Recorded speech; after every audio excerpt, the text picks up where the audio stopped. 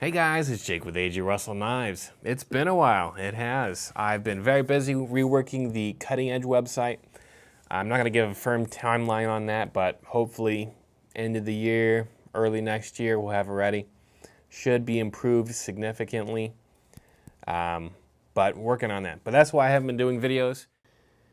Today we're going over the new A.G. Russell Wharncliffe Swayback Jack. Just got these in, our quality teams are checking them over. We're sending out the back orders. I think they're all sent out. So if you haven't gotten yours, it should be in the mail and getting there soon. Now, over the years, we've gotten a lot of requests for some super premium steel, and we've done it. This is a Bowler M390 stainless steel. Great steel, one of the top steels out there. Great edge retention. If you are a traditionalist and you're used to 1095 or like Case's True Sharp Stainless, this is a whole different ball game. Much better edge retention. I will say it's going to be much harder to sharpen than 1095 or True Sharp. Completely different steels here.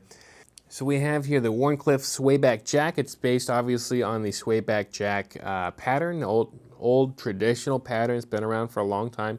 It's called the swayback because you can see it sways in on the handle there and then comes back out for the blade. So it's got that nice sway to it, kind of a wave to it. The blade is 2 7/8 inches long. It's a Wharncliffe blade. You can see there's a little swedge at the top here, and that gets you that nice fine tipped point that you expect out of a Wharncliffe. Nice flat edge. There is just a little bit of curve to it, just a little bit. And you can see you got a nice edge grind there.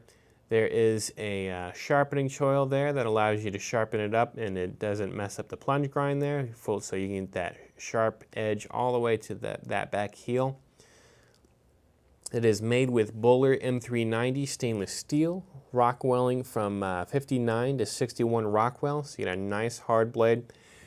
It is marked, let's see if I can get it to show, A.G. Russell on the obverse side, and then on the reverse side it is marked M390 in Italy.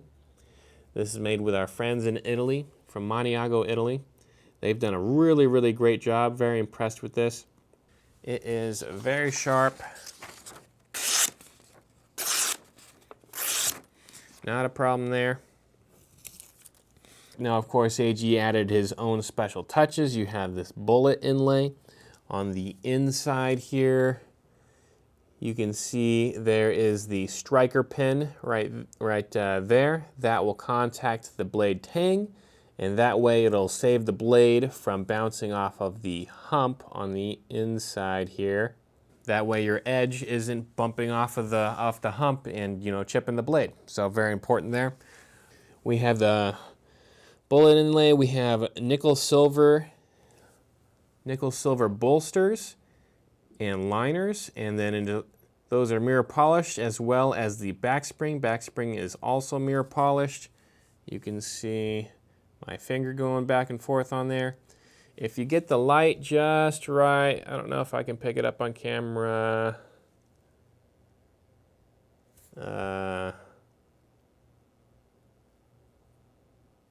There it is.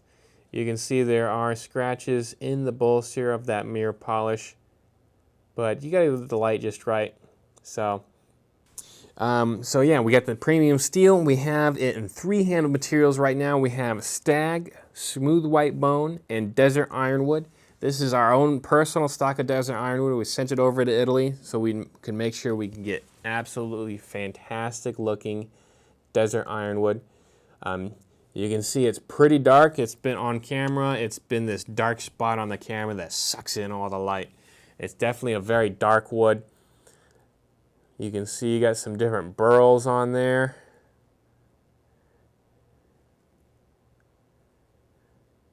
But very, very dark. I've been talking to the quality, here's a different one. I've been talking to the quality assurance team, and they said everything they've checked so far, and there are still more to check, has been this really dark wood. There's another one. The burls will change. It is a natural wood. So the swirls and the colors will change slightly, but they're all fairly dark. They're dark knives. And then the smooth white bone. We got this one here. This is a nice, really smooth one. You can see, well, I see this white light is kind of throwing it off a little bit, but this one's tinted just a little bit of yellow, just a slight yellow, which, see, this side's much whiter. This is a white bone, and then this side just slightly yellowish in the middle. Typically, the sides are whiter. I like the yellowish bone. It gives me a very giraffe bone sort of feeling. This one's the same here, and then very nice giraffe bone sort of feeling. Some of them are going to be more speckled. See, this one's more of a speckled one with some little bit of blacks in there.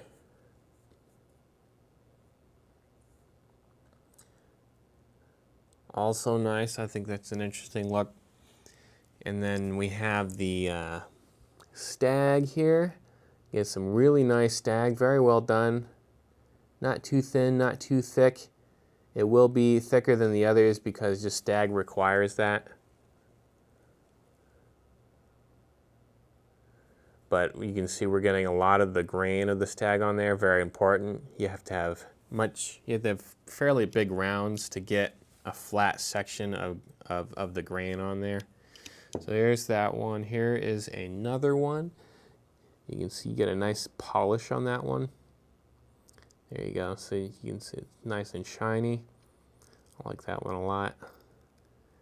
Then we got some nice straight grains on there. And here is a third one. And so when ordering these, you'll get a random one of these. But all very nice looking, all sloping in and get that nice transition from the Stag to the bolster there. So you get a nice transition there. And then we have rounded it off just slightly on the back spring there. Wow, the camera does not want to stay focused. It is still going to be a sharp back square, this section right here, that is going to be sharp. So keep that in mind. If you don't like that, you'll definitely want to get one that covers that over with the bolster.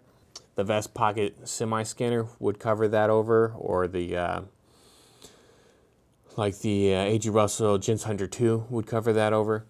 But you got to have this sharp in order to get not a lockup, but that firm snap there to hold it in place. That's got to be sharp to get that good interface between the blade and the back spring. All right, we've talked about the striker, talked about the different handle materials. We will have some blanks of these made, so we are going to do some custom ones, I believe, in our shop here in Rogers. We'll do some different handle materials besides just the Stag Smooth White Bone and Desert Ironwood. The Stag and Desert Ironwood are coming in at $165, and the Smooth White Bone is $145. Nice shiny inside, and just really good transitions on the from the bolster to the handle materials. No serious gaps between the liners and the back spring and the handle material. Just really well done. Everything's kind of smoothed off. Everything's been chamfered, so nothing's super sharp except for the back square, which we talked about earlier. It doesn't have the half stop, I should mention that. It doesn't stop halfway, it just keeps going. That is AG's preference. If you pay attention to Blade Magazine, they did an article on it recently and we contributed. AG has never liked a half stop. He had one early on in his life that closed on him because it was done improperly and cut him really bad, and he never forgave that knife. So he's always been against half stops. He's always said that a well-made knife does not need a safety half stop. If you make it well, it doesn't need one. And I agree. I like the smooth transition. I don't like the that harsh stop in the middle. I have held half stop knives that were really well made, and I liked those a lot. And I've also held some that were, like, frankly dangerous, and I did not, I would have preferred just gone all the way. It was safer to have it go all the way shut rather than do the half stop because it just wasn't done well. I think it's easier to mess up the half stop than it is to not. But yeah, you don't need a half stop to be safe or to do it well. Now, if you're getting super high quality and it's handmade or something like that, I mean, you're probably fine either way. That's just preference at that point. Another thing to mention on these knives is the backspring. We make sure that the backspring can handle serious wear and tear. I guess quick story time. AG in his early career had a bunch of knives made, and just all the springs cracked. He had a ton of returns, and it looked really bad, and it was very embarrassing, you know? And so that's the one thing, he's always super stressed. We've got to get the springs perfect. I was talking to Phil, our engineer. He used to work at Camillus, and the requirements for military knives was 3,000 opens and closes. It has to open and close 3,000 times with no problems with the spring. So we test all of ours to 200,000. That's our standard. It's a pretty high standard. I'd say backspring, you're good for pass this on. This is going to be your knife, your kid's knife, your grandkid's knife. You're going to be good on the backspring. It should last you forever. Well, guys, thanks for watching. I hope you enjoyed that. Let me know down in the comments if you have any questions, and I'll try and answer those. We did just get a shipment of the Mosquito Hawk in, so back orders for that are going out. We'll have a few left over to purchase after that, and then we'll be waiting our next shipment. So I think we'll have like 50 or 60 knives left over-ish. We're still checking them. But about there. After that, we'll be waiting on the next shipment, which should be next month. And then also, I'll be doing a video on the Seamaster 2.0. That will be coming in soon as well. It's not here yet, but I will be doing a video when it does come in.